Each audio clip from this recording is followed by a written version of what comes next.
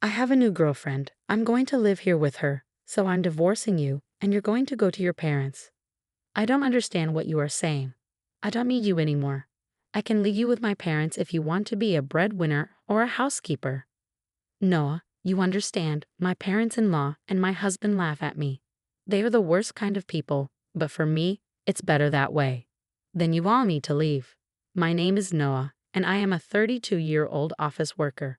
I have lived my whole life working. After graduating from college, I started working for a major company. For about 10 years, I worked hard and obtained qualifications for promotions. Thanks to that, I am now department manager at such a young age. I am blessed with a boss who always has something useful to say to me and a group of highly motivated and talented subordinates. I was very fulfilled in my work, but my personal life was not at all fulfilling. I had a boyfriend once when I was a student, but none since I started working. Worried about my situation, a friend of mine hosted a dinner party for me. That is where I met Matthew. He was kind, had a nice smile, and gave me the impression that he was very personable. Since he was the same age as me, we had a lot in common, and it was fun talking to him. We soon became friends, exchanged contact information, and started going out to eat alone together. Then he confessed his feelings for me, and we started going out together. We got along well, and he proposed to me, and we ended up getting married. I was so happy to be married to the man I loved so much, and soon after, I went to his parents' house to greet them. His parents were very kind and welcomed me with open arms. Noah, it's nice to meet you. I can't believe such a beautiful person came to be Matthew's bride, cried his father. I am so proud of my son for bringing a good woman here. Hey, Mom and Dad, stop it. Noah is getting scared. Oh my, if you really think so, you can say it. That's right, it's a compliment, so it's okay. His parents were very friendly and easy to talk to, just like him. Noah works for a major company, doesn't she? Oh no, that's great. It's cool to be a woman who can work hard. Will you quit your job when you get married? No, I'm going to keep working. Well, you've got a good job at a good company. That's better. I was relieved. According to my friends around me, I had heard that their mother-in-law told them to quit the job. They say that they are often told that it is a wife's job to support her husband, so I was glad. I thought to myself that my would-be mother-in-law was generous. After greeting my parents, we were married. My heart was filled with excitement for the new married life that was about to begin. My husband moved into the house I was living in, and we started our new married life together. I'm very happy to be newlyweds with my husband, whom I love very much. I'm happy to be able to be at home with him all the time, and I'm also happy to have him home when I come home from work. 6 months into our life together, my husband said he had something he wanted to discuss with me. If you don't mind, I'd like you to live with my father and mother. What do you mean, live together? Yes, they are getting old, and I am worried about many things. I see. I can certainly understand how my husband feels. My parents are about the same age as my husband's parents, but my brother and his wife are currently living with them, so I have nothing to worry about. However, my husband is an only child, so it is understandable that he is concerned about his parents. Does this mean we are living with my in-laws? Yes, it would, but do they have a room available for us? They use every room for some reason or another. About that, if you like, I think it would be a good idea to renovate my parents' house and make it a 2-family house. 2 families.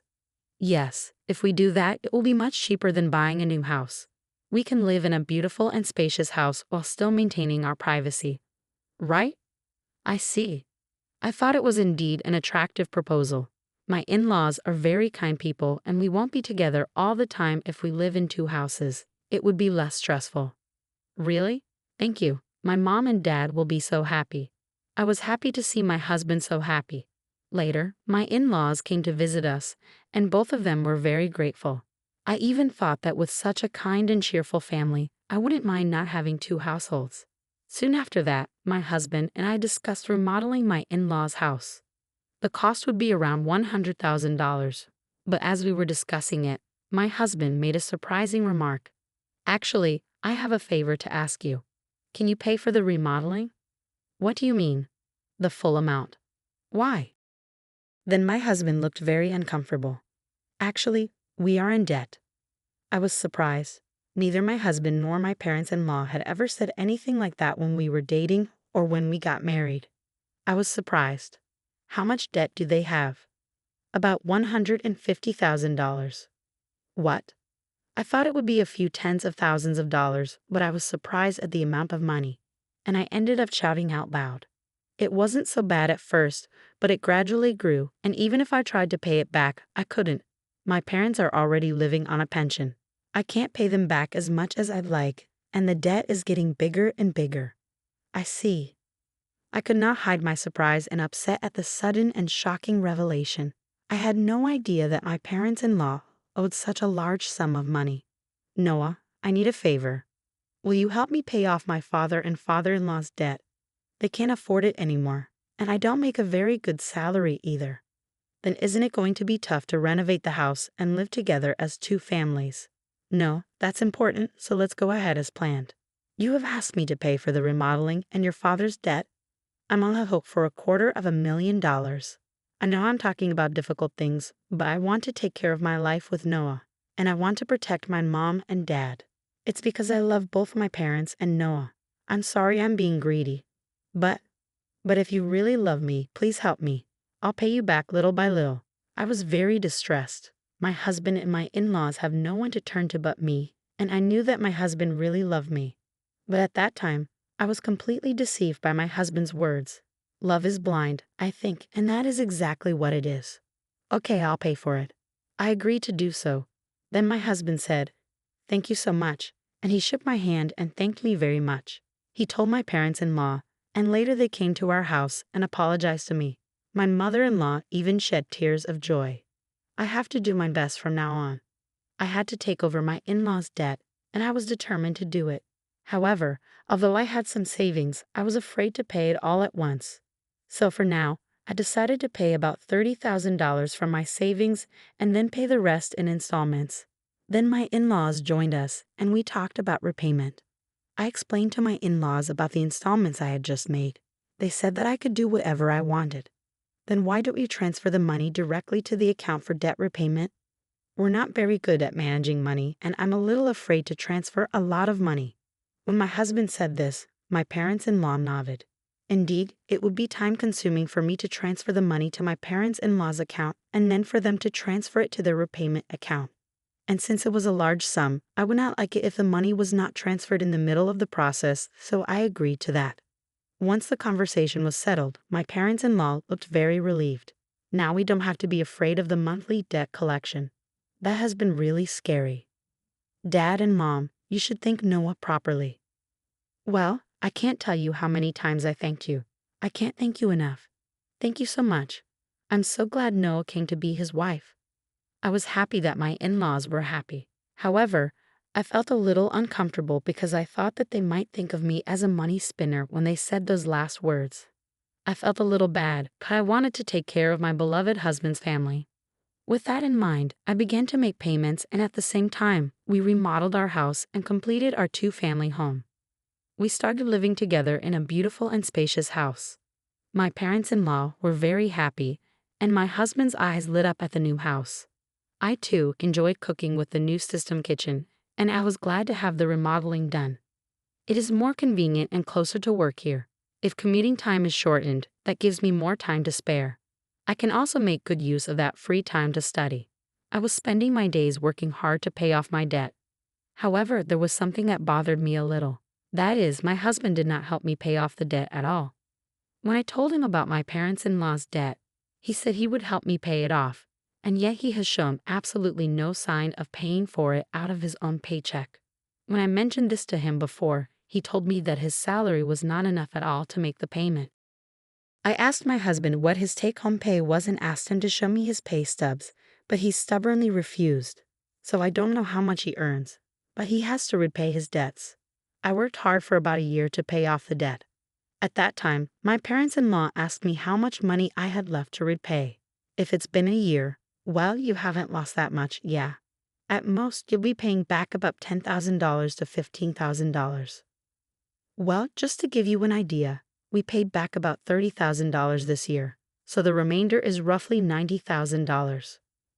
When I said this, my parents-in-law were extremely surprised. What? You pay back that much? No, that's amazing. At that pace, you will finish paying back the loan in about 3 years. If I work hard, I'll be able to pay it off. Thank you so much. My parents-in-law were crying and happy. I thought that if my husband's parents were happy like this, it was worth all the hard work. A few days later, however, I encountered an unexpected situation. I had to work overtime that day, so I told my husband I would be home late. However, the work went surprisingly smoothly, and moreover, many of us have free hands, so we were able to leave on time. So I hurried home as usual, thinking I would cook dinner for my husband. But when I opened the front door, there were my parents-in-law's shoes. Oh, my mother-in-law and her family are here. I thought they had something to do, so I walked toward the living room.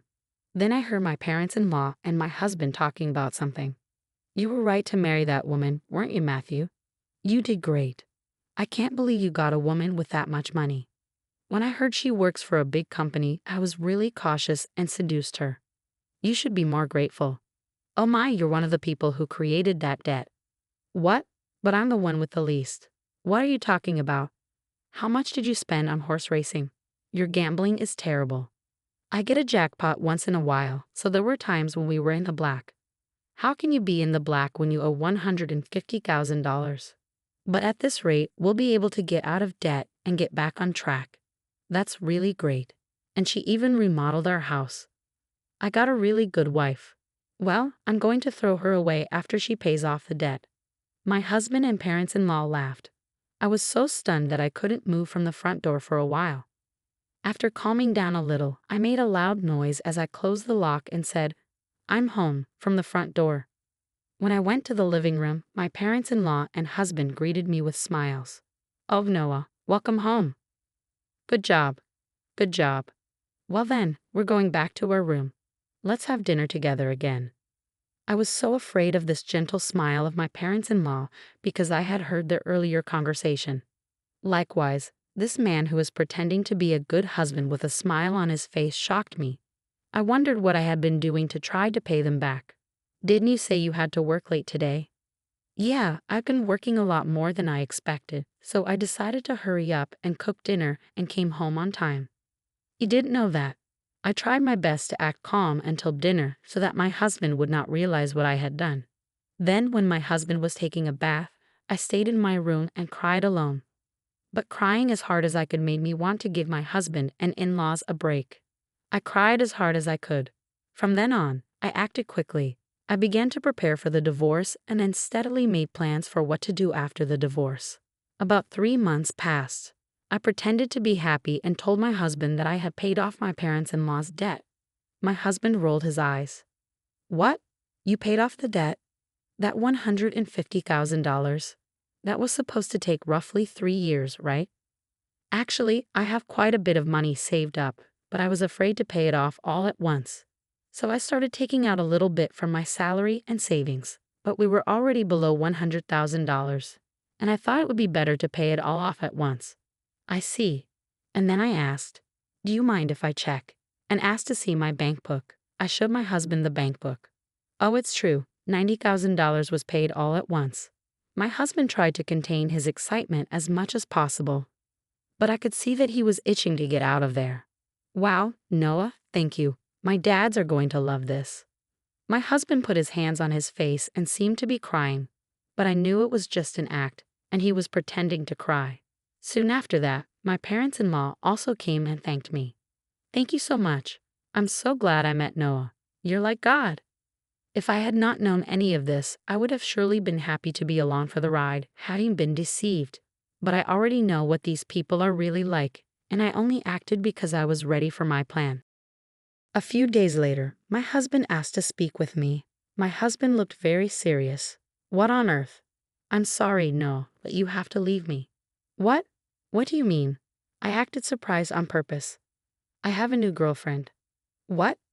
"I'm going to live here with her, so I'm divorcing you and you're going to my parents' place." I was really taken aback by Matthew's unexpected statement. I knew from eavesdropping on our earlier conversation that my husband would leave me when he finished paying his debts. However, I did not expect him to openly declare his infidelity. What did he mean by having me go to his in-laws after he left me?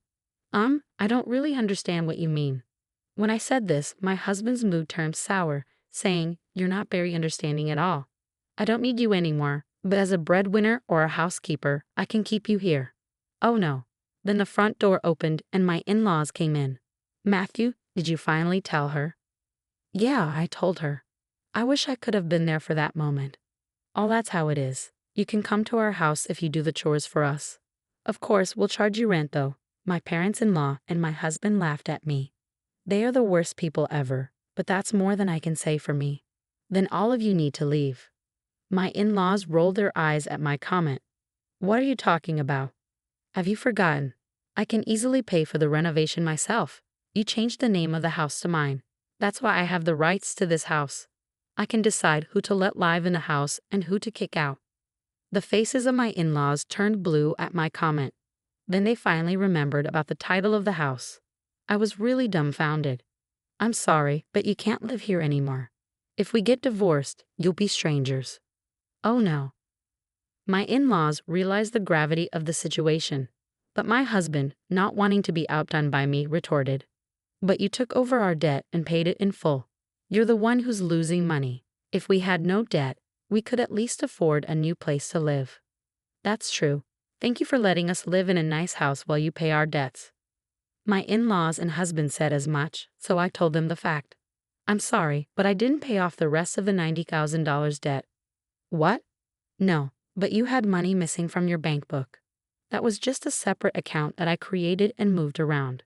So the debt hasn't changed, $90,000. I just haven't had the collections come yet because I've been paying large sums of money continuously, but I think it's time for them to come. So you are responsible for paying the rest." My husband and in-laws went pale. Then I shot them a warning. "Matthew, you told me you were having an affair, so you should pay the alimony. I'll charge your partner for the affair too." "Oh no, she went out with me even though she's beautiful because I own a house and have money. If they charge me alimony, she'll dump me. I don't care anything about that." "No, I apologize. Please don't leave us." My husband is afraid of being dumped by the adulterer, and my in-laws are afraid of being dumped by me. They are truly selfish and scum parents and children in every way. I have nothing to do with you people anymore. No matter what you say, I also put this house on the market. I will also have you pay your debt of $60,000 that I paid on your behalf through my lawyer." Oh no. The in-laws froze, stunned by the loss of everything they had. I then demanded a divorce and alimony from my husband through my lawyer. I also demanded alimony from the adulterer. I demanded $60,000 from my in-laws for what I had paid them. Actually, that renovated in-law house sold for about $200,000. It was in a good location, and there was a family that was just looking for a duplex. So we got a good price. They were able to buy it, so I had to pay $160,000, which included the $60,000 I owed on the debt and $100,000 for the renovation. I have paid $160,000 but gained $40,000 as a result. In addition, I also get alimony from my ex-husband and the affair partner, which is a very positive situation. On top of that, I was able to get a small payment of $60,000 from my ex-parents-in-law. I am the one who is getting the most out of this situation.